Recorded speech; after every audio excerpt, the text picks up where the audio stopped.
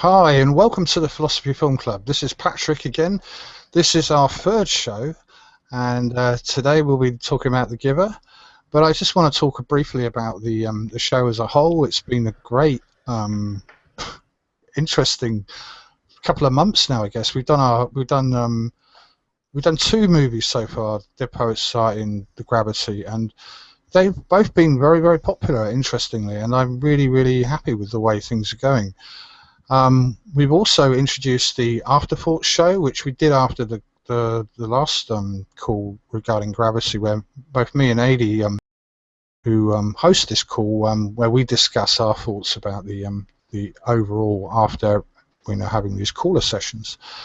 And Adi has some announcements she'd like to make regarding this. We're going to hopefully, we'd like to encourage listeners who are really keen on a particular movie of interest and how they'd like, whether or not they would like to be involved in that, and we'd like to look out for those people. So anyway, I'm going to give Adi the details to hand. So Adi, go for it. Hi Pat, and hi to all our callers. I want to thank everybody for their enthusiasm and for the many links that you guys have sent us, and also for sharing your own ideas and about this movie on the Philosophy Film Club Facebook group. Oh, by the way, if you want to join us there, you can find us at facebook.com/groups/Philosophy Film Club. So come join us, and let's keep the conversation going. So we liked so many ideas that you guys shared with us, but we realized that we are not going to have time to address all of them in this hangout and talk about our own take of the movie.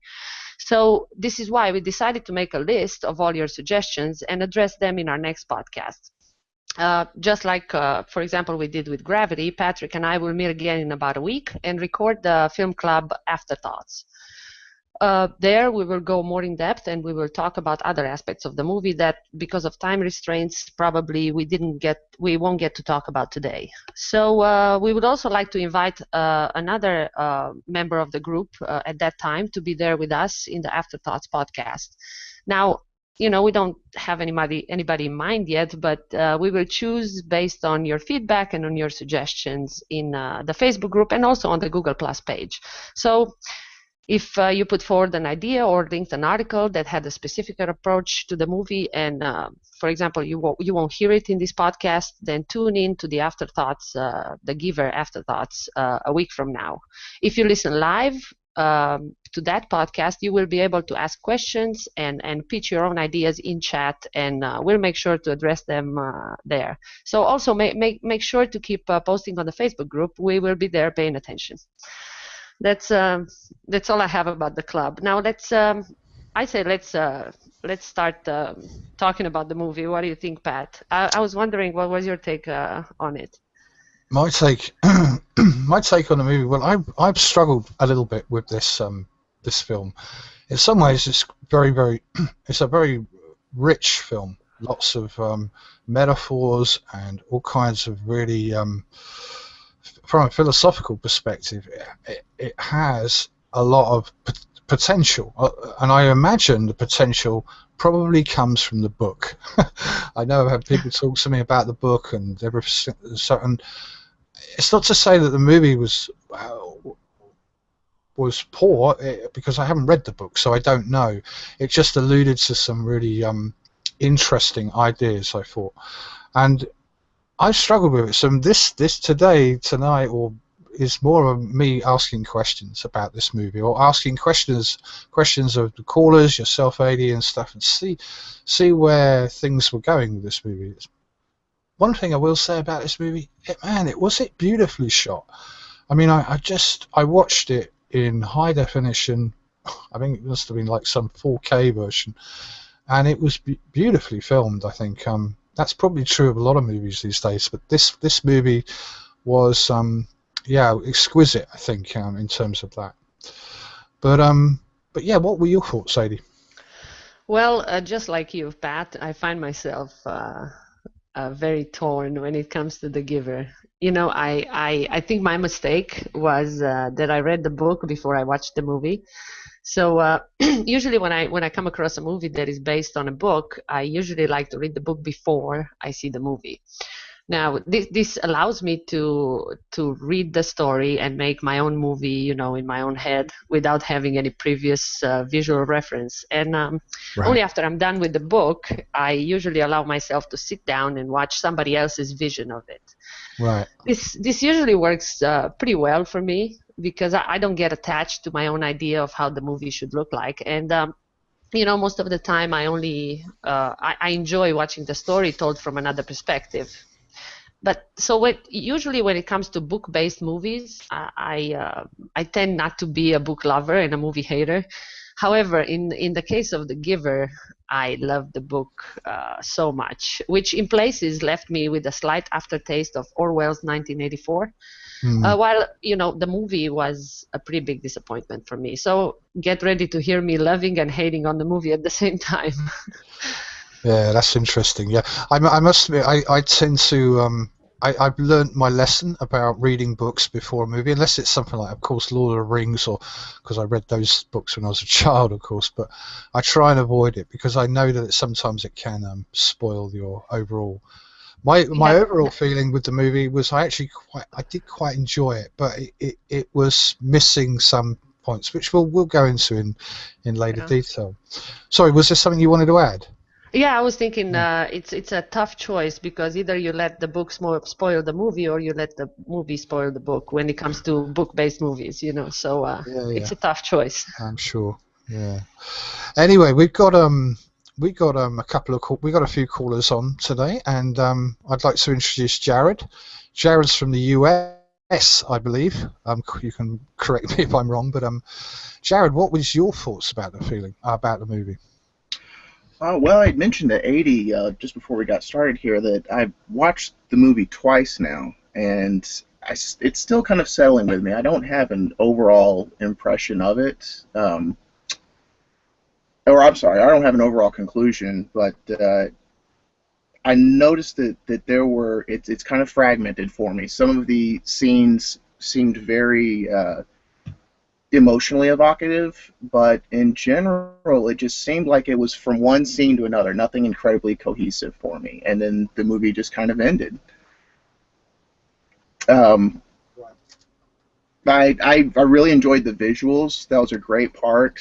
Trying to think of some of the things that kind of poked out to me. Do you mind if I go into details about certain scenes at this time? How about we leave the details for later and we take the other caller's perspective on it, but hold that thought. Don't let it go. And I'm really curious to hear what you're gonna say next.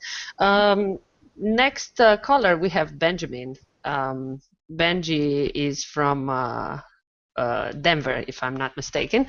And what was your take on the movie, Ben? Well, when someone says that they, like or dislike a movie, well, at least for me, I'm talking about how much that movie made me think, how much it put me in the mindset of awe. It made me think about ideas maybe I never thought about before, maybe I have.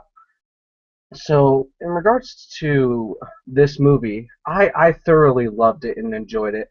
I mean, it certainly at times had me with anxiety, and it had me like kind of upset in that the society everyone was equal, and I don't think everyone's equal and all this jazz. But in regards to how much it just shot me into outer space and made me think about things I hadn't thought of before. I mean, I thoroughly enjoyed it, and I appreciate that we do this, and I really enjoyed watching The Giver for the purposes of discussing it now. So that's what I think. Yeah, thanks, Benji. I agree with you. I did enjoy the movie generally, and I thought it was a pretty good movie mostly. But we've got Philip, and Philip's new to me. But hi, Philip. Can you just tell us where you're from, but also just give us your thoughts and on the movie itself? Am I coming through pretty good, or? You're good, man. Yeah. Okay, cool. Yeah. I'm from Indiana in America, and I, like Addie, had read the book. I actually read the book years ago when I was a teenager, and then I reread it earlier this week, and my experience, like I said, was much like Addie's. I was kind of disappointed with, juxtaposing one to the other. I did think it was very beautifully shot, and I do think that they got a lot. They managed to still stay true to the story in many ways.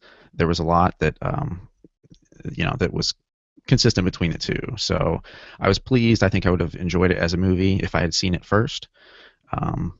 But I kind of like to hear what people's impression is that only saw the movie. Is really one reason I'm here. Sure. No, thanks for that. So let's break into the whole into the movie. I mean, one of the funniest things, and maybe it's just me, but it's this whole film started off like it was, to me at least, and this could just be me, it looked like some Swedish socialist utopia. There was this like good clean houses, modern looking buildings, and I just imagined this place being Stockholm in like 3000 AD or something. There was this kind of perfectness attached to everything that it was doing, but there was something missing completely in the beginning, and of course that was juxtaposed a little bit by these rules that were given by the elders of the community and that. But Adi, I know you had some big thoughts about the beginning of the movie, so I wanted to let you have that time. Go for it. Yeah, probably the only thing that I want to go in depth about is the opening scene, and I'm going to ease into it with a little bit of background of my thoughts and the realizations that I had just from the first 30 seconds of the movie or so, maybe a minute. So the story is set in an undetermined time in the future, but the main idea that it puts forward is so universal that it can be applied to most societies of the past and the present. That idea is that central control over the human race will never result in anything good. No matter how good your intentions are, if you allow humans to create artificial rules and impose these rules on a grand scale, the idealistic society that one hopes to achieve will end up always being a pretty terrifying place to live in.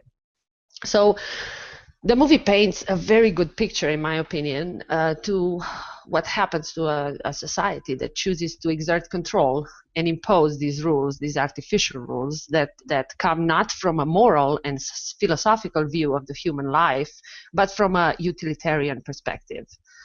No matter how great the good that you're trying to achieve is, if you design and exert control over society and culture, nothing good ever comes out of it. This story takes a look at the outcome of a society that has eliminated poverty, discrimination, murder, and pain in general. And they've done this by designing and controlling every aspect of human life. This is the utilitarian perspective, which I think fails every time when seen through, to its final outcome. When, for example, when one takes the individual choice out of the equation, the result tends to always be disastrous. And in The Giver, the whole society needed to be separated from the past memories in order to be, protected from pain. But by the end of the movie, we realized that people needed to be deprived of their memories, not necessarily because they were too painful, but because the way I read the movie is, if they were to remember, they would never obey the rules. And we see this, in fact, in when memories come back, there is Fiona's execution is stopped without question, without approval from the elders, without even a second thought about what's right or wrong.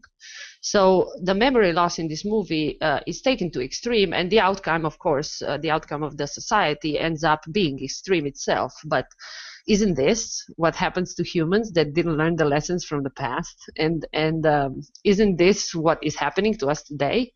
Although nobody denies us access to our memories, we tend to forget the lessons from the past and repeat them over and over and over again. So, every time when humanity refuses to acknowledge the past, when we had the outcomes of our past centralized control, and burying our heads in the sand, we demand more. centralized control, it ends up we end up with a dystopian and nightmarish society. So the movie speaks of, right in the beginning, of a boundary. Every time centrally controlled boundaries are imposed on a community, horrendous crimes become normality, and incredible pain ends up being inflicted on the most innocent and defenseless of all. This world is said to be ruled by equality, but the way I see it, there is no equality at all. The elders are ruling, and the masses obey their every word. People are only equal in their obedience. So why I want to talk about the opening scene, and I want to give you this background of my thoughts, is usually movies are telling you everything you need to know right there in the beginning. Now, this is not true in every case, but mostly. So the opening statement of the movie is, "From the ashes of the ruin, the communities were built, protected by the boundary. All memories of the past were erased." Now, this could be any society of the past and of the future. This could be the society that we have today. Doesn't humanity go through cycles of destruction and then rebirth? Don't we try every time to start over and imagine that we're wiping the slate clean, by creating rules or new boundaries? And we do this every time because we refuse to learn the most important lesson of the past, which is that rules and external control never, ever work. So in this case, making the parallel with the opening statement of the movie, our memories are not erased, but we refuse to learn. Otherwise, starting over would mean changing the approach, not just the rules. If that makes sense for you guys. It would mean giving people a choice. When humanity starts over, it wouldn't mean changing the rules. It would mean giving people a choice, not changing the control that we have over their choices. So humanity destroyed itself and has risen from the ashes many times before, but memory be damned. Humanity got stuck over and over again in the same pattern of self-destruction. And mostly because of, quote, memory loss. So in my opinion, this movie is about the outcome of centralized control based on good intentions. It takes a close look at just one of the many disastrous outcomes that results from human interference. It starts by designing an idealistic world and ends up creating a nightmarish reality. Anytime you take a drawing board and attempt to design the perfect society, you will end up creating a monster. Actually, in an interview, Lois Lowry, the author of the book, said that she didn't plan to create this Orwellian community, but that her initial intentions were to create an ideal one. So following the design throughout the book, she inadvertently ended up creating a nightmare. So, to me, this is the main message of the movie, and it's right there in the opening statement. No matter how you twist it, no matter how you turn it, freedom and individual choice is always preferable to centralized control. Yeah, that's a good opener. I mean, I think certainly my thoughts were very similar to that. There were the overall, I guess, the beginning scenes, for me at least, seem to with the three friends, like they were, like looking forward to their, I think it was their moving from childhood to adulthood ceremony, and there was all these questions, which of course teenagers have. I mean, we all remember being that age. Maybe some of us still are that age, I don't know, but certainly we all remember being 16, 17, 18, imagining our future life. But of course their future life was all being planned for them, and this kind of reminded me. I mean, I have some history with the Eastern Bloc. I have family from Hungary. I know, Adi, you're from Romania, of course, and so there's this planning for the future for young people was very much a sort of part and parcel of that kind of world. And I was intrigued by the use of the word equality. I mean, it was just, for me, I mean, I guess some of us perhaps of course, the word equality has this kind of ethereal sort of utopian kind of feel to it, right? It sounds great, right? Equality. Of course, as somebody, as a Bulgarian friend of mine mentioned only last week to me, he says, "Well, yeah, no, well, the Soviet Union wanted equality, and of course they got equality of poverty." And of course, in this film, it's not so much quality of poverty or anything like that. It's more a quality, a lack of quality in thinking, a lack of quality in knowledge. They don't seem to have any knowledge at all. Everything's kept from them. There's all this kind of secretness. There's these curfews. There's these precise language. I think they use. They talk about in the opening scene. I never really kind of. I'd be really curious to hear what other people have to say about this precise language, because I had some ambivalence about it. I didn't kind of connect with it. There was one particular instance, perhaps a bit later on in the movie, where they talked about a difference between emotion, where I think the giver, rather, when he's doing the piano scene, he talks about a difference between emotions and feelings. And I kind of got it because they had this feeling session every time they had lunch, I think, or dinner or something. They had this as a family in their family units. But I was like, what's the difference? Feelings, emotions, they sort of seem similar to me. So I'm really curious to know what other people might think about that, because it just seemed to me an interesting question. But of course, more broadly speaking, the precise language, the difference between anxiety and terror. I mean, I think it was Jonas that described as his to his family unit while he was sat down eating dinner and stuff. He said, they asked him, how are you feeling about tomorrow's event and stuff like that, and he said, I'm feeling terrified. And his mother, who I can't quite remember, my notes don't even tell me now, but I can't quite remember what her job was she was some kind of in the book, she was either a lawyer or in the Justice Department. She worked in the. Right. She was a law woman Yeah. of some sorts. She kept everybody abiding by the rules, I guess. Mm-hmm. Essentially, yeah. And she was very specific when she said this a number of times with other different words as well. Precise language seemed to be her stick, and. Yeah, I was curious about that. It was an interesting part of the beginning, I think, of that, where I think naturally teenagers and growing up, coming out of high school, coming out of school and stuff like that, moving on with their life, getting a job, all that kind of those kind of natural anxieties that all teenagers have, irregardless of this particular type of society. But the way that it was framed, the way that his feelings or emotions or whatever were framed, that he could only have certain kinds of emotions, or he could only have certain types of feelings, etc., and had to be corrected and all that kind of stuff.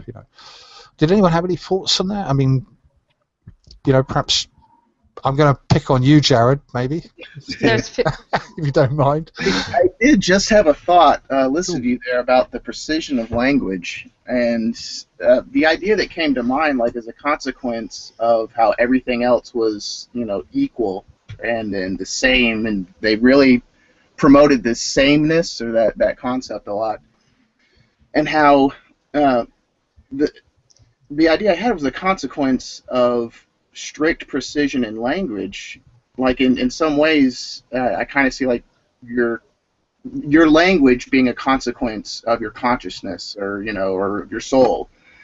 And if you have, like, an absolutely limited number of words, or a limited dictionary you can draw from, and you have to use these words in specific ways, it's like a cage around who and what you can be.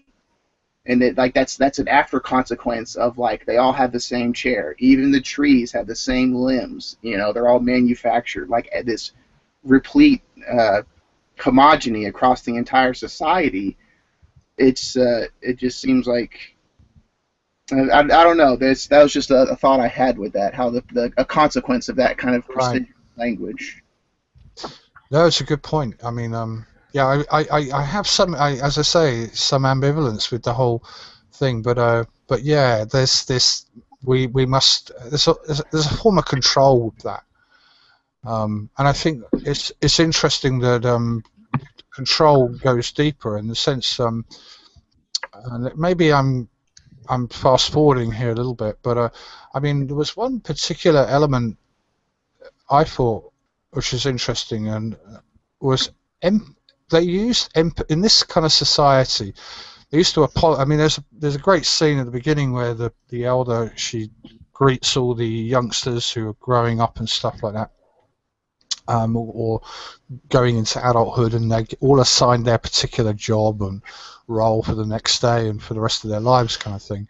And she starts off with this kind of there's this kind of constant apology thing, you know, that goes on throughout the whole movie, actually. And every time everyone apologizes, Wondering about it. yeah, and every time everyone apologizes, the other person says, "Oh, I accept your apology," blah blah blah, you know. And there's no question, you know. It's almost like automatic. I mean, actually, the giver actually says that to Jonas at one point. Stop apologizing, for crying out loud, you know. It's at least here, you know, you can apologize in normal society where you have to, you know. And I had a thought about that earlier. I kept wondering to myself, like I had my notes here as I was watching the movie, like why the constant apologizing? I didn't really get it. Like for face value, it's just like this supposed plastic kindness, or just I don't know. But then the thought I had with that was that it's like if you do something unexpected or being outside of someone's perception of what you should or should not be or shouldn't be doing, you have to constantly apologize for that, like for having done something unexpected. Well, interrupting someone, that would be rude. So I think that might be. It is. It's kind of there's a rudeness to the entire society. There's a hierarchy in the movie that in the book is not really the case. It's much more of an even hierarchy of people not wanting to sort of intrude and step on each other's toes, and I feel like that's very representative of our own society. I know often there's talk in, you know, FDR philosophy circles about how we sort of keep each other down, and it's not so much, you know, Barack Obama or the, you know, Chief Master Streep who keeps us down, but it's the people, you know, that are right next to us and beside us. Right. Yeah, plus it's not even a heartfelt apology. I mean, if we want to talk about precision, which the movie and the book does, when they apologize to each other, it's not a heartfelt apology. It's the perfect example of a BNAP. And for the ones that don't know the term, the BNAP stands for bullshit non-apology. When somebody apologizes to you, but they really just want an out of that conflict. So speaking further about the precision of language, do you guys think that they actually have precision of language? I was wondering. Because they claim to have it, but have you noticed anything? Well, my thoughts about it was that the precision of language is just a form of control. It didn't. It wasn't really about the lack of rudeness or whatever. Rudeness. It's actually interesting because one of the rules, I think, that I'm just looking through my notes here. She talks about rudeness at one point, and I'm trying to recall it, but I can't see it off the top of my head. But yeah, I mean, I think it's this kind of it reflects, at least to me, contemporarily and in our contemporary culture, about how we can offend people with ideas, and you know, offence is taken to some degree, at least in the media. If we offend people, then it's a kind of, we must apologize for offending people. And so, for instance, you have this whole scenario where politicians apologize for making statements that other people have construed to mean something other than perhaps what they meant, you know, and they have to go through this whole scenario of like apologizing and, you know, and eating humble pie, etc. And it's not really about what I would term as real rudeness. It's just being rude. It's just offending people's ideas, all right? And they could be bad ideas, they could be wrong ideas, they could be irrational ideas. And I think that's where a lot of this, at least this is where I found it coming from. It was sort of almost like an explanation of the political realm that we already live in. I mean, privately, individually, we don't necessarily have to deal with those kind of apologies. You know, in our everyday lives, most people are a bit more laissez-faire in our real lives, whether they're philosophical or not.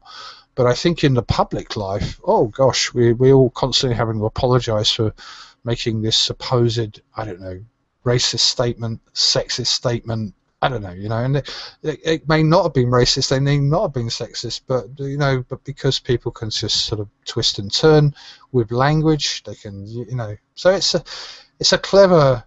I think it sort of alludes a little bit, and I'm sorry I'm rambling a bit, but it does allude a little bit to Orwell's view about language, how language had to be manipulated and turned into various statements from one-word statements, etc., and how this was used to kind of effectively shame people, control people, etc.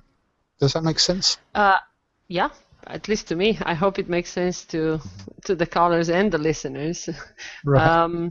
I see that Saji joined us a little bit late, so I want to make sure to introduce him. Saji is reaching us from Montana, as far as I know, and Saji, do you wanna start talking a little bit about your take on the movie, and of course about the subject at hand, which is precision of language and the so cleverly portrayed BNAPs, as I said before.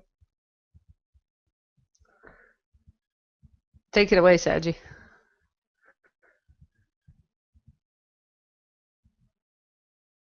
I'm not sure. Maybe he has some problems with his mic. Saji, make sure you unmute your mic before you speak, and that would make it possible for us to hear you. Are you there? I think. Oh, he's there. Yeah, we have no sound. Okay. Okay, it seems like he has laptop issues. So, okay, we'll try again later. Just interject whenever you feel like it, and when we hear your voice, then we know you're in. Yeah, what I wanted to say, and why I asked that question is because they claim to have precision of language, but then they don't really.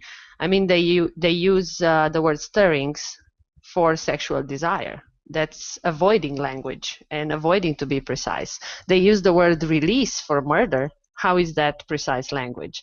And they use elsewhere instead of death. They claim to use a precision of language, but in the end, what they do is they manipulate language just the same to avoid certain concepts that they don't like. I wonder if you guys noticed that throughout the movie. Philip, I know you wanted to say something. Specifically with the elsewhere and the murder and release, I completely agree.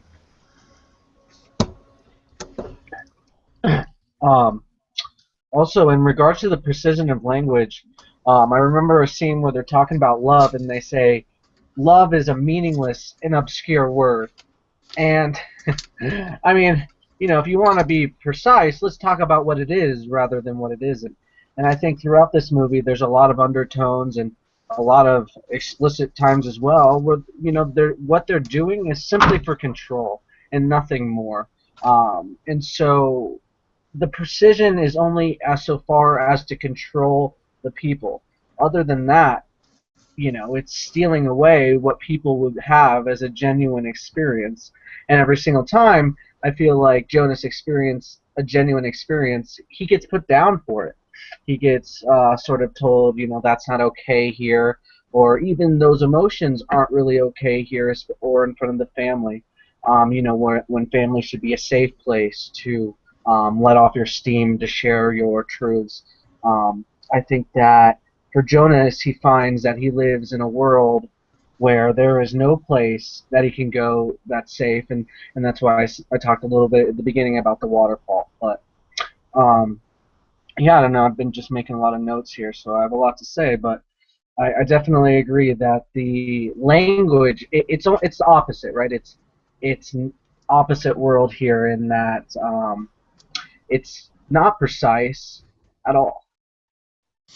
Yeah, I was just curious, Benji, the waterfall thing, was that the that is that the triangle they were jumping into? Is that what you were referring to? Yeah, it was like Yeah.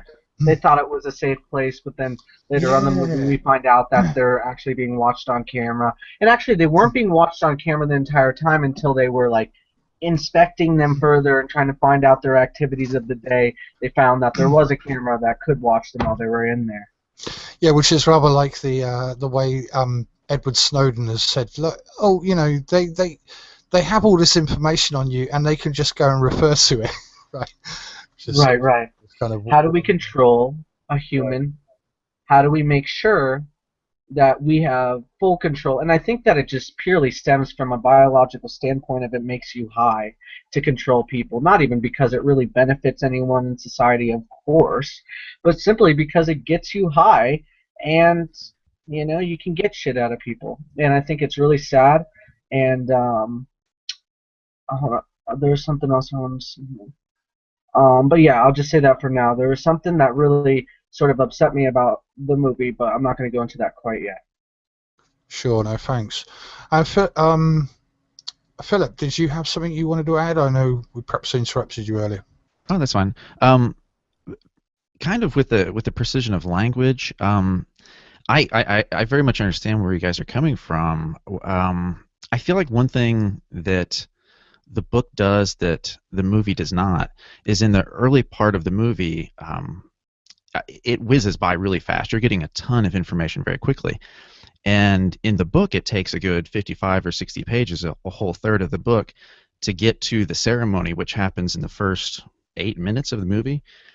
And what we're getting in the book that we're not getting in the movie, I think, is this sense that the place has its good intentions, if you will, that the people don't see all of this because it is from the perspective of a child who has come up in this system, the same system that, you know, his parents were in, and, you know, and so on and so on.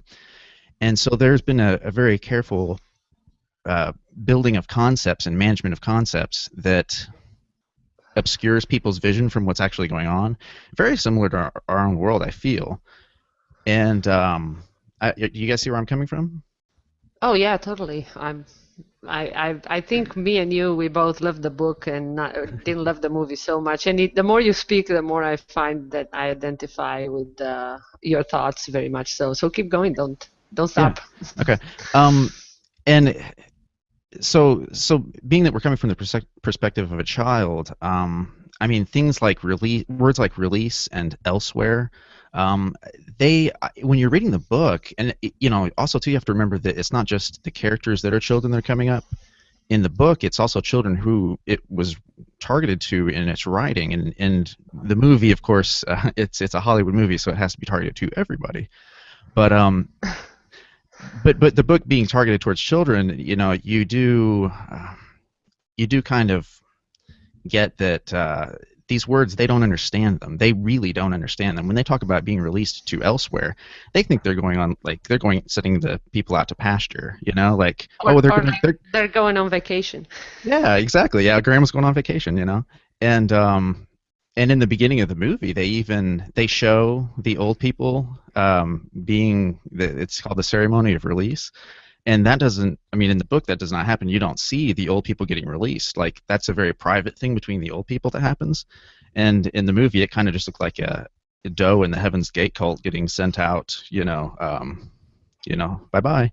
But, you know, so I do feel like there's an aspect of the movie in trying to appeal to everybody that misses the point of the concept development and the slow grow into the theme, which is the view of a child coming to see the world for what it is, and Right. being shielded from these things by parents and adults who don't let on to the child as much as they know.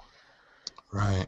I think you're right on the money there. I mean, the world of a child. I didn't put it like that in words, but I really like it. I mean, as Lois Lowry said that when she started on to write the book, she said that she looked out of the window. I read an interview where she was interviewed about how she wrote the book. She said that she looked out of the window and she wanted to create a society where all the evils are gone. So she looked out the window, she saw a homeless guy down on the street. She said, okay, so we don't have homelessness. And then she thought about all the other evils and eliminated them one by one. And her intention was not necessarily to create this dystopian society, but actually to create a perfect society. And while I like your view when you say the world of a child, I think that is the world of a child. Every time humans set out to establish control over, when they think control is necessary over other people's lives, that is the view of the child, because the child is the one that always has to obey the elders. And again, I mean, it just clicks right now.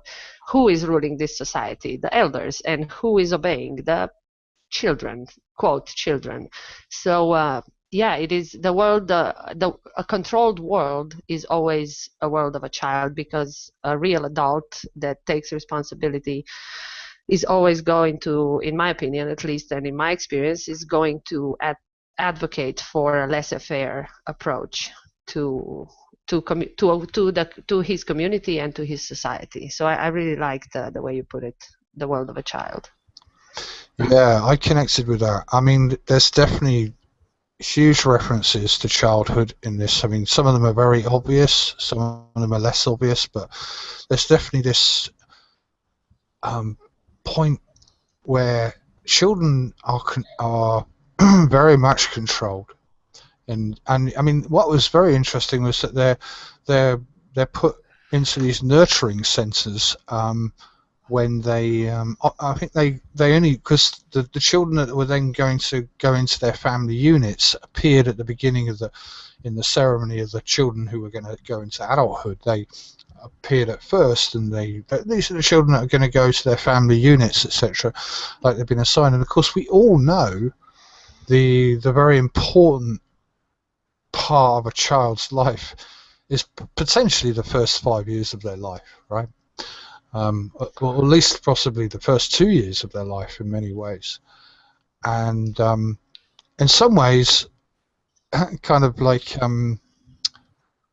Jonas connected with that, with Gabriel, in many ways. And I say I'm ambivalent. I'm not really ambivalent. I just trying to connect the dots exactly with that particular relationship that he had with Gabriel. But there's definitely this connection, or there's this disconnection, rather, should I say, between children being, assigned to nurturing centres, which I guess you could say they're like these wonderfully benign nannies that look like Fiona. She became a nurturer, and you could say that she had this kind of Midas touch with children or with babies, etc., which is alluded to at the beginning. But there's this kind of like no family until they're like 5, and it's all like assigned to them, and so there is this kind of control from the very, very beginning, But anyway, I don't want to go on too much about it because I'm a little bit unclear in my own head about it, but I'm curious what others might think. Just to piggyback on that, I think that it's important to, of course, in talking about themes, to identify memory as one of the main ones, and mainly in regards to the little baby in Jonas, I think that it's his way of connecting, and it's the way that we all connect, right? We create memories with our children, we create joyous, happy memories, and we share them, and we talk about them later. And you know, with this taking away of memory, you also get rid of pain. And in psychology, as we know, that we have this pain and pleasure principle. So if you get rid of pain, you also get rid of pleasure. And I think it's very important to note this because, you know, love is like wanting to hold that moment forever. You know, you want so bad to feel this ecstasy in that moment and make it last, you know, forever. But it's also the knowing that this moment too shall pass, and we will let past-based existence seep into our reality. And not that I love you any less, but that we too shall die. And so it's this happy, sad, this pain and pleasure that is necessary, oh so necessary, for children to grow into the wonderful people that we hope that they become. Right. Yeah, good point. And just talking about the pleasure part, I mean, I think one of the scenes that I really, really connected with in the movie was when they were sliding down that ramp on the lunch boards or whatever. I mean, and that was the first time I think Fiona actually saw colour. I mean, it's a bit vague, but I believe that she did, because it kind of like changed. She saw the green in the grass and stuff like that, and there's this look of wonderment on her face, you know, which I really. There were a few scenes where you were meant to try and connect with, but that scene I really, really thought, oh wow, that was a great scene, you know, and I think it sort of alludes to what you were saying, Benjamin. Yeah. About that. Before we move any further, I would like to give Saji another try, see if he can get through this time. I know he logged in and out, and see if he solved his technical problems. Would you like to? I know you have a lot of catching up to do in case your mic is working. Would you like to take it from here, Saji? Can you guys hear me now? Yep, you are coming through loud and clear. Way, good for you, man.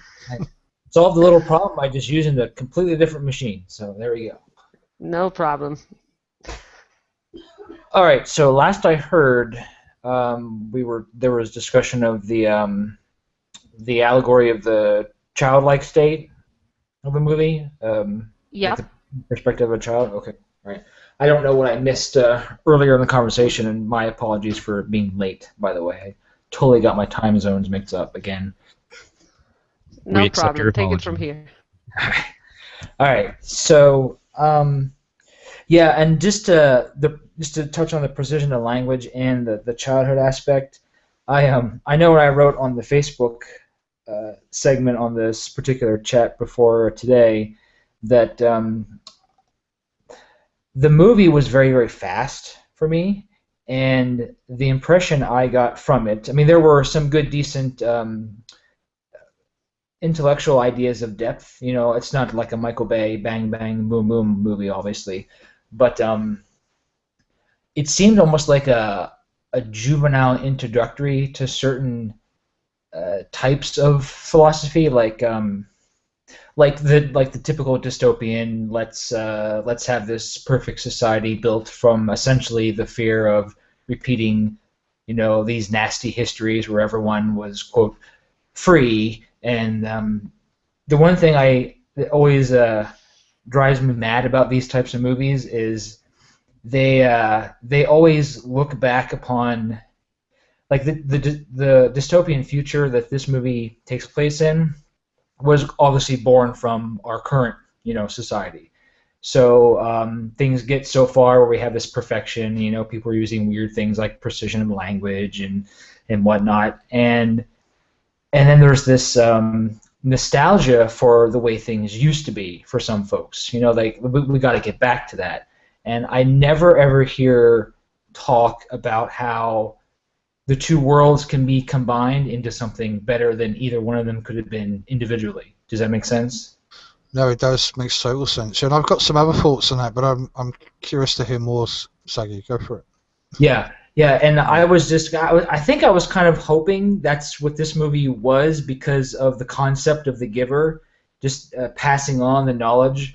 I wasn't expecting the way it ended, you know, and quite literally a wave of realization and emotion and all this stuff comes flooding in. I'm going to read the book. I'm hoping there's more explanation into how that was accomplished, isolating everyone's memories and everything like that. But it's not explored in the movie at all what happens after the memories come flooding in. And I don't. Did you guys read the book? Is that explored Yeah. at all? Saji, actually, the movie portrays a lot more than the book does about what happens after Jonas leaves. Really? Okay. Oh yeah, and the movie is not addressed at all. Once he leaves, you only follow his story. You never the book. If I don't want to be mistaken, but I'm pretty certain of it. And Philip can correct me if I'm wrong because I know he read the book. The book never goes back. The storyline of the book never goes back to the community to see what happens there. You have to imagine it, and the ending focuses very much and in length. Is very thorough on this journey that Jonas takes to separate himself and to go further and further from those people. Right. Yeah. I mean, the movie was definitely it was entertaining. That's for sure. And the precision of language thing, just I didn't laugh out loud at it, but I just chuckled at like what you guys were saying. They're trying to create a society where they're trying to wall off all the negativity that brought them, to the necessity of creating this future in the first place, and to be able to say to someone, watch your language, you've got to have a concept of what to watch for. I picked up on that too. I'm like, these people are like a precision of language. I'm like, do you even know what you're saying? It's like, do these people know what death is when they say, what do they call it? Like passing on or they call it release. Release, yeah. No, release is murder practically. It's not death. Right. Death is elsewhere. You're right. Did they get that though? I mean, was that I don't remember if that was clear in the movie. Was the concept to the average person in that society understood that this was it's gone? It's dead. It's never come back. Of course they don't.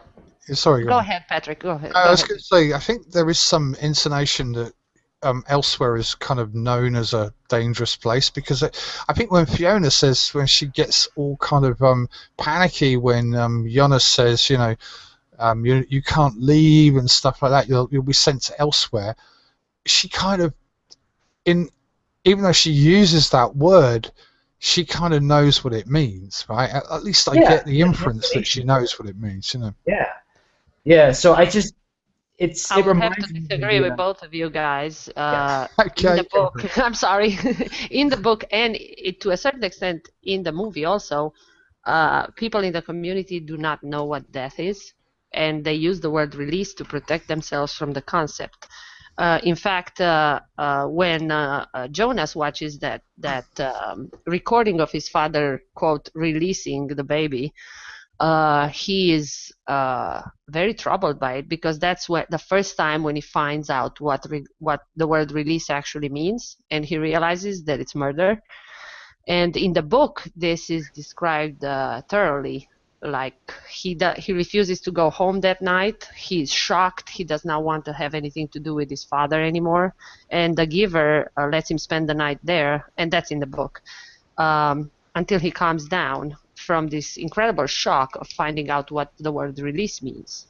So that's. Adi, I had a question there. Is it explored at all that, like, so for them, if that's released, then is life like a cage or a prison? Sorry, I'm not sure what you mean by that. As passing on or going on or basically not being here anymore, is that some kind of acknowledgement for them that their life is a prison or a cage in some way? It might be. I didn't see it that way, but that's just me. The way I look at it is just a mechanism of avoidance. And they're shielding themselves from an uncomfortable subject, and a subject that causes anxiety, which is death. And also they justify murder by calling it by a better name, which is release, like freedom. I murder you and I give you freedom. It's a huge contradiction. Yeah, okay, excellent, thank you. really, just if I may interject, as far as the book's meaning of release, it's often referred to more so as like a release from the community, not so much a release from this existence or from life itself, if that makes sense. Because they sort of say, they even kind of joke about it a lot in the book. They'll say like, "Oh, you made a mistake. I'm going to release you to elsewhere." And like I said, it's kind of like they're going to just sort of kick you out of the community, sort of. Right. So it's a form of ostracism, essentially. Sorry. To some degree, yes. Yeah. Okay. Sorry, Sagi, go for it. Yeah, that's fine. I just wanted to say the way they were, like Jared was saying, how they're like, oh, ha ha ha, I'm going to release you. That's, they're being childlikely flippant about life because they're supposed to portray this ignorance about what death is, and it's kind of like taking a crap in a toilet and never really knowing where it goes. It's the same. It's that type of flippancy about death and life. It's like, oh, ha ha, I'm going to release, and and off you go. Whereas when Jonas when he got the information from the Giver, I think he got the point, like you guys are saying. It's not just this flippant thing. It's the end of an individual life that could have been, especially as a baby. It's all that potential, and to see it destroyed like that for no reason other than it didn't meet some random arbitrary criteria. Right. They truly have the most powerful techniques to enslave someone without them knowing going on here. Language, sex, pain, pleasure, all these things are being taken away by the guise that it will, set them free. And, in all this, I see it as like going into mysticism. When you don't accept reality by its terms, when you don't accept things because they're uncomfortable, you don't accept yourself. You can't accept reality. You must deny everything that you are in order to please people, and therefore we have a society that is completely self-erased. And it's weird because when I think about it, it's almost like the society doesn't exist, but it does. It's like, it will never change. They can't change their future decisions based on past mistakes. And I guess for me, it's a simple idea that anytime I go into a debate about any argument that's important, whatever, I go into it with the idea that I could change my beliefs 100%. Possibility, it usually doesn't happen, but, and that I think is essential to understand. In my idea, anyway, when looking at this movie. Yeah, that's interesting. And it seems like we're gonna run short on time, so I want to move forward, and I want to address another major theme of the movie, which is the theme of equality. So I was wondering, what were your thoughts about it? If anybody had anything. Sagi, I see your mic is unmuted. And since we're running short on time, has anyone spoke of the Giver himself in his role yet, or did I miss all that? A little bit. No, not yet. Okay, right. Not so much. So, I don't have much to add about the equality aspect, except to say that it was again, it was just that it wasn't the type of obviously it wasn't equal opportunity, because that's different. The word equality to me has a very, very bad connotation, and the word equality, as is often used in even our current society and in those dystopian societies, is it's really a euphemism for what I believe to be slavery to the collective. That's all the word equality means to me in almost every context that it's used, unless you change it to say, equal opportunity or something like that. So if one of those kids, for example, wanted to, it doesn't matter what they were best suited for, what did they want? Was that even ever an issue for that society, or was it just, we think you're good at this, so we're going to assign you to this? Or what if the person changes their minds? Can they ever do that?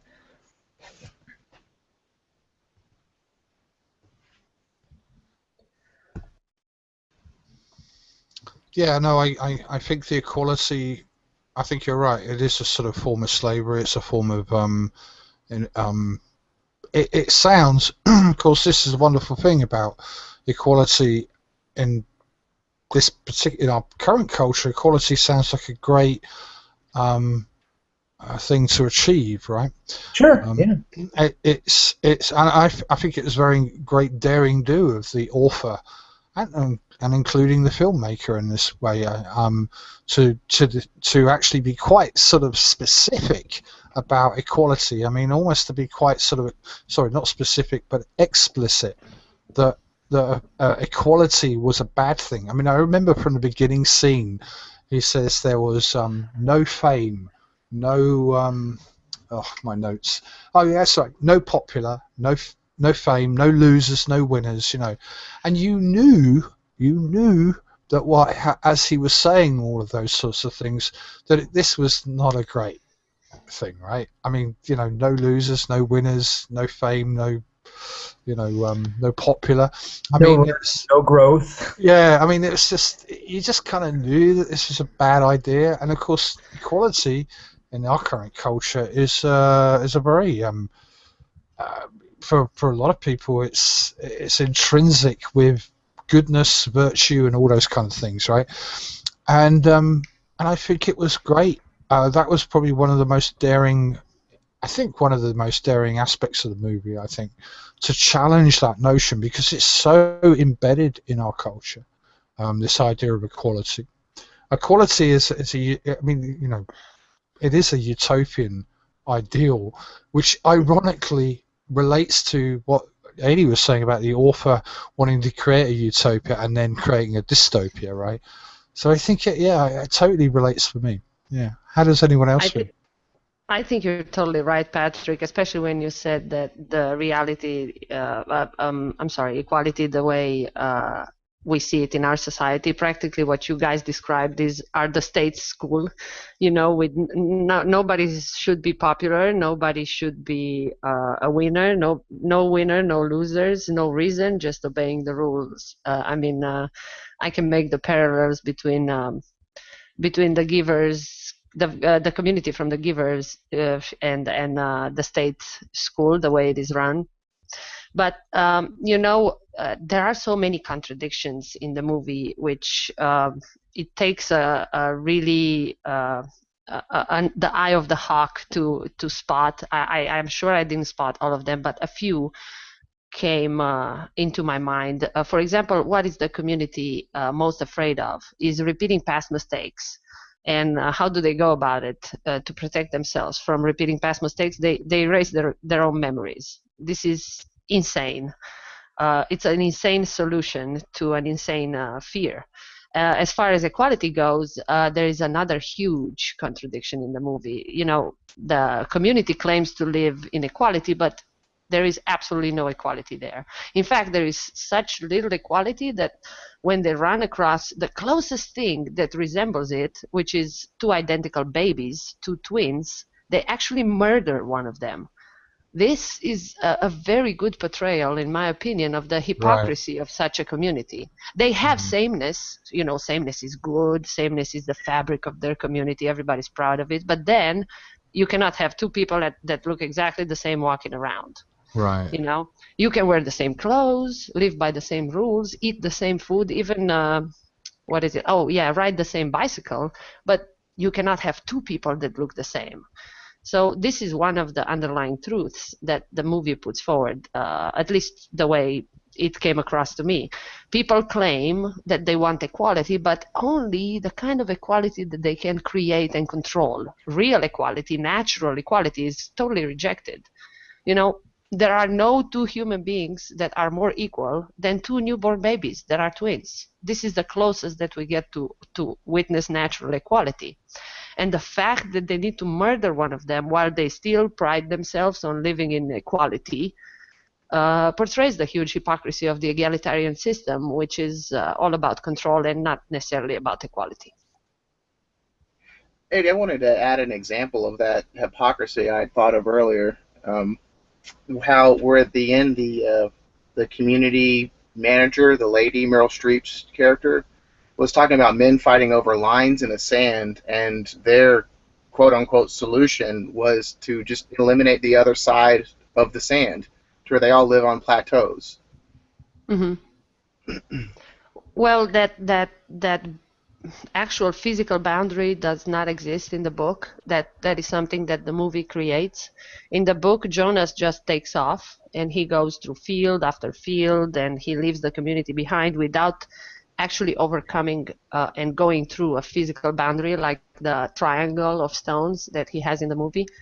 So the boundary is more presented as more like a mental or emotional boundary than a physical one. And in the movie they have this precipice that separates them from the rest of the world. And I can say I did not enjoy that at all. I Yeah, didn't that like the way Agreed. they changed it. as someone who didn't read the book or has no experience with that, there were several kind of concepts there that kind of went over my head. How he just kind of crosses this boundary and magically everyone remembers these things. I didn't really follow that. Yeah, in the book it's a more gradual release of the memories. So the more he moves further away from the community, the more memories he loses, and the more the memories come back. It's more of a gradual thing in the book, which I find it um, that it presents the concept a little bit better. Oh, that's interesting. That I would have enjoyed that a lot more. Well, since we're running out of time, that's exactly what I wanted to address. In the end, Jonas's journey. What did you guys think of of his departure, and how is that presented in the book and in the movie? Because of course we cannot talk about the book without talking the movie, and vice versa. Yeah. In the movie, maybe I'm just being dense or something, but I don't understand what the I didn't understand the Christmas motif. Do you know what I mean? Was that because I know at least in American culture, Christmas is often associated with childhood nostalgia and whatnot. But if I remember correctly, he was stomping through this snow and he came across this cottage, or I guess it was a house really in the middle of snowy winter, Christmas lights and people and whatnot going on inside. What I was unclear on what that was supposed to represent. Me too. I mean, I think maybe Philip or Adi, because they read the book, might have a better idea, and I'll pass it on to them. My thoughts was that this kind of related to a real family, that Christmas was a time of family and stuff like that. And he'd come from this family unit, which he'd already realised and rejected wasn't his real family, etc. And I think, at least, I mean, I could be wrong here because I haven't read the book or anything, but I think it kind of alluded to some connection with his real family, biological family, essentially. I don't know. What do you think, Philip or Adi, on that?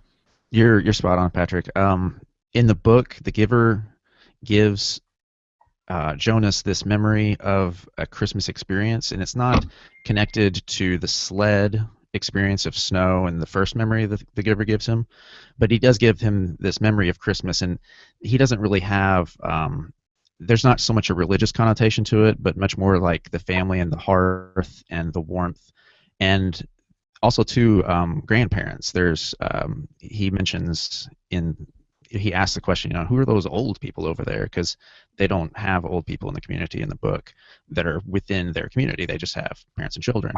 And he says, who are those old people? And then the giver says, those are grandparents. And he gets this idea of the continuity of life, that it's not all about birth mothers and these rigid family units, but that there's this love that passes from generation to generation, and that they're all in this room together, and it's love.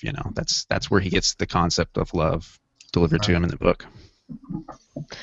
Yeah, that's exactly that's spot on. And I just wanted to mention that the Christmas memory that the giver gives to Jonas is actually his favorite memory, because that's how they exchange it. Jonas asks him, "What's your favorite memory?" And he says, "Okay, I'm gonna give it to you," or I can't really remember what he says. And he gives him this Christmas memory, the memory of a Christmas and a family. And yeah, that's where Jonas learns for the first time the meaning and the concept of love. Just on this, I know I can be long-winded, but I'll be really brief on this. This is actually the one part that I was alluding to earlier that really upset me and made me pissed off was this idea that we can just hit people over the head with truth. That truth will cause people to realize, that it is true, and that can be our tool, and that we can just, with some invisible barrier of our language, just thrust upon people the knowledge and the truth and expect them to believe it. And so I think that this is catastrophic in terms of this movie. I think that it does allude a little bit to what will truly set you free. And I think that specifically is connecting with your inner emotions, connecting with who you are inside. We can't change who we are who we are, and to deny that reality is, again, to deny life. So I think it's catastrophic to believe that truth will set us free, and it's unfortunate and is uncomfortable for me, as I'm sure it is for anyone else, to think about that and to really behold the power of that, but that the truth lies in our emotions and our feelings and our memories and in empiricism and reason and logic. And that's all any animal has. So anyway, that's what I... Yeah, I mean, actually, the Giver actually alludes to that, but when he talks about animals, right? He talks about animals having joy and pain and stuff like that. Yeah, I think that's I mean, actually, it's a really good segue, because one of the things that I really wanted to ask people about this particular film was the connection with childhood, the connection with how children are treated in this particular society, and how that relates, perhaps, I think some of it's kind of, I say, biographical, in the sense that it's like relating to the here and now. There's something about the lack of truth that's given to children. It's sort of kind of explained in this precise language and stuff like that. But I'm curious to know what other people think on that, because this is where I'm leading towards. At least I'm attempting to uncover this particular part of the story, that it really seems to have there seems to be, at least for me, a big connection towards childhood, the lack of reciprocation, the lack of telling the truth, those kinds of things. This is going on throughout this movie. There's even this business of there's a religious moment with the apple, right? The tree of knowledge, all that kind of stuff, and suddenly he's given knowledge. He gives knowledge to Fiona, and I'm really curious to know how people may have connected with childhood and this particular story, and how that might relate as a point. Does anyone have any thoughts on that? Yeah, I found firstly, it's weird how the children and the adults are almost portrayed with that weird sameness that Addie was talking about. It's almost like the adults are just larger versions of the children, because they don't seem to progress right at all. And that was very well done, I thought, because that was a little weird. Like, oh my God, I'm looking at giant children stomping about the world. Right. And I also found that childhood itself was highly disposable, if even existent at all, in the movie. Like, the childhood is just something you get through and reach productive years, and then I didn't know if there were old people aside from Meryl Streep and The Giver in this society. The seniors, I guess. Yeah. They were certain children or uncertain. Right. Yeah. Yeah, it was just very and people were very dismissive of kids too. But I can't really say it was just kids, because they were doing that to one another as adults too. Wagging the finger, precision of the language, and they were doing it all to each other, not just to the kids. So I just assumed it was a giant collection of overgrown man children and women children.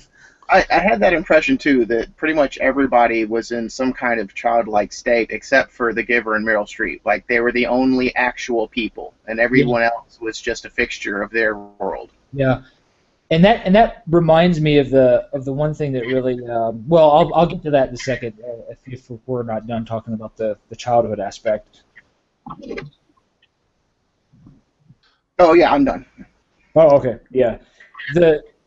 I found the contradiction of The Giver himself and Meryl Streep really weird, because they're so afraid of the past leading to some end of the road type of, human society is gone. It's their fear of being human, basically. But yet somebody knows enough about something to keep someone like the Giver around with all these memories, and this woman Meryl Streep portrays also seems to know something more than the other people. So again, we have these people that are, quote, blessed with near deific knowledge relative to the population, and they have power over other people. It's nothing. They were all about equality. Well, they certainly weren't equal with knowledge distribution. That's for sure. And the Giver was culpable in that. I agree. I agree. One thing for me, being someone that read the book, I'm not sure how everyone felt about the Meryl Streep character, but I do kind of get a sense of unease, maybe from those who had seen only the movie. Her character is very much elevated from what she is in the book. In the book, she makes an appearance at the ceremony of 11 or to 12s, and that's pretty much it. And so to create conflict in the story in the third act, they elevate her character and, hey, let's cast Meryl Streep so that people will come and see the movie. And that's why you get such a involved elder hierarchical character that really doesn't exist in the book.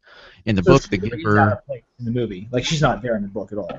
Or hardly ever. Oh, hardly ever. She's there really just as a figurehead to sort of thank the children for their childhoods and to present them with their careers. It's not Yeah, oh yeah. Big difference. Thanks them for their childhoods. Yeah, oh yeah. Well, in the book, it's presented almost lovingly. Even the character and sort of the author, through the third person telling, says, that she thanks each child, and each child really does have a sense of gratitude from the elder, and so,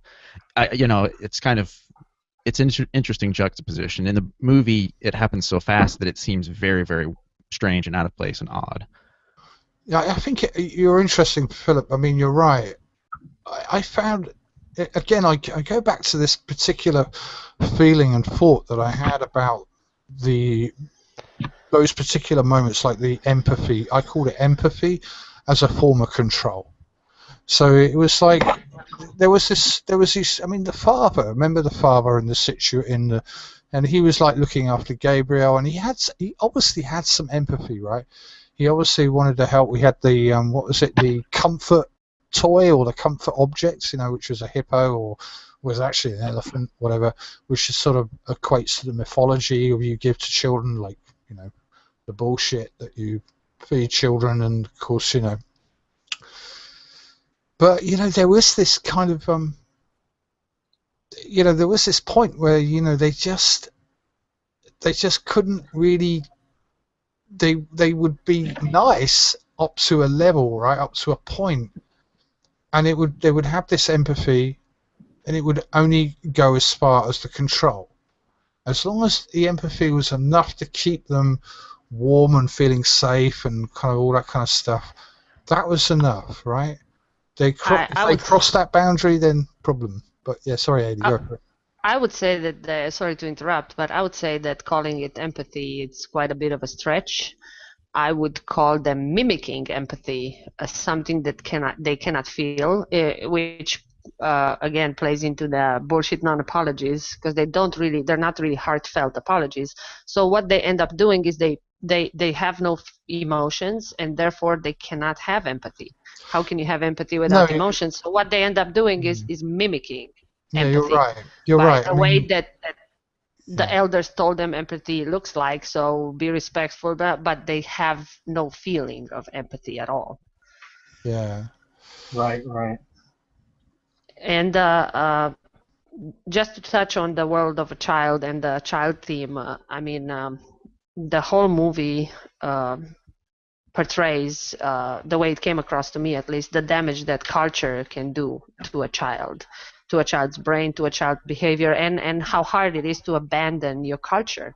And coming back to the journey, the final part of the movie and the book, Jonas's journey, more in the book than in the movie, is a strong metaphor of the struggles that one has to go through in order to shed his own culture. It tells the story of how hard and how painful it is, and how long it takes to detach yourself from the indoctrination that you were raised with. In the book, Jonas's journey takes weeks, and he struggles every step along his way. But he pushes forward despite the soreness of his muscles, despite the hunger that he fears will kill him, and despite the nostalgic false memory that he has of whatever he left behind. He does this, and who does he do it for? Why does he take this journey mainly? He does it for Gabriel. He does this because he wants the new baby that came into this world to be able to grow up in freedom. He runs and trades comfort for hardship in order to ensure a better future for the next generation, which in the movie, in my opinion, is represented by baby Gabriel. So I guess you guys can empathize a lot, because if you have struggled to shed your own culture and to break free from cultural indoctrination, you will find that the ending of the book depicts a very accurate picture of of that painful and somewhat solitary journey. The movie destroyed the ending, in my opinion. The movie just alienated the meaning of the ending. Wow. Yeah. Yeah, I know what you mean. It would have made more sense if Superman would have came down and just did some super stuff. I was that blown away by the ending of the movie. I'm like, what is this barrier? What is this Christmas? Like, Gabriel just shot up into an adult and was like, thank you, I'm God, you saved me. Yeah, anything other than what I saw would have been better, I think, at this point. You were displeased with the motorcycle chase? It was okay, and I was with the motorcycles. Though I was a little disappointed that the motorcycle ran out of power. Though I'm like, oh, you have all this technology, and die. Yeah, what happened with that? He just had to leave it around. It was very Steve McQueen-esque of him, though, the way he jumped out, don't you think? Yeah, kind of harkened E.T. a little bit too. Yeah. That was very E.T. actually, and then again I'm gonna hate on the movie again. I think him jumping on that scooter, it totally destroys the journey, because in the book he has to pedal on this bicycle for a long time, and the book describes the soreness of his muscles, the way that he's wearing himself out, and he still doesn't give up. So it's a long process when he leaves the community. And another thing, before he leaves the community in the book, the giver doesn't get to give him, doesn't have the chance to give him the memories of strength and confidence that he gives in the movie. And also in the book, during the day he hides from the drones. Like, the community sends drones to find him, and he hides from the drones that are searching for him. So mainly he travels at night, and when the drones fly over him, he cools his body every time one of those drones appears, because apparently the drones are equipped with heat detectors. So to me, the huge metaphor here, if I look at it again from the view of somebody living and shedding his own culture, is in order to grow and break free from the collective madness, one has to become, to a certain extent, cold to the comfortable memories of the past that keep, and the illusion of the past relationships that will return just like the drones over and over again to haunt us. If that makes sense for you guys. Yeah, no, it does, Adi. I'm sorry, guys, we have to bring this show to a close. I don't want to we could talk forever about this, but I think there's some really interesting things, and my thoughts have not completely settled on it. I'm really, really interested in the childhood part of it, because it seems to be a very, very important part of the movie. It keeps coming up constantly, and it might be let's say unconscious in the story, but I think it's a really interesting part, and it's something I'd like to explore a bit more. And hopefully, both me and Adi, of course, we will be doing that a little bit next week together, and we will. I hope to have a blog post and stuff about my thoughts on the movie over the next week and stuff, and hopefully we can have another caller join us, one of you guys perhaps, and if people really want to sort of have some real insight into this film, I'd love to hear from you, and please, let us know. But I think we bring the call to a close, and I really, really thank you guys for joining. I mean, I appreciate your time and your thoughts and stuff, and love to have you again, of course. And I think we'll bring the call to a close. And just before I let you guys go, I wanted to wrap it up with an idea that I wanted to point out, especially since knowing the kind of audience that we usually have. I just wanted to say that the movie paints a really good picture of what happens when people choose conformity over individuality and security over freedom. It talks about the dangers of assimilating culture without question, and how obedience to unquestioned rules will always end up destroying the very thing that makes us human. The Right. giver challenges us to re-examine the values that hold the collective above the individual, and that hold, the greater good above morality, and that offer a conformist solution to so many different individual problems. I think that by portraying the consequences of control, this movie makes a good case for the anarchist laissez-faire ideology, and I strongly believe that this should be a must-watch and definitely a must-read for every libertarian or market anarchist out there. Right. Good point. Yeah, I think definitely there's a richness that I could gather from watching the movie, which means I'm more encouraged to read the book more than ever, and I'm really, really happy for both you and Phil, who read the book, of course, to give me that insight. And to some degree, some of my my afterthoughts, in a sense, were correct, which is good. I wasn't completely deluded when I was thinking these ideas. They seem to parallel with the author's script, let's say. But listen, I mean, thanks guys, and I hope you enjoyed this. And the next show will be in January. I haven't got a specific date, but I guess it will be 4 weeks from now. We are going to be discussing the film Interstellar, a great movie. In another one I feel kind of ambivalent about in much the same way, but I think a really interesting movie in many ways. It kind of parallels a little bit between the last two movies we talked about, at least in my mind, the Gravity and The Giver. But anyway, I mean, I look forward to that, and thanks for joining us. Listeners, if you're there, thank you for joining in and listening to the call. And thank you, callers, again. And we'll speak soon. Bye for now. Yeah. Bye.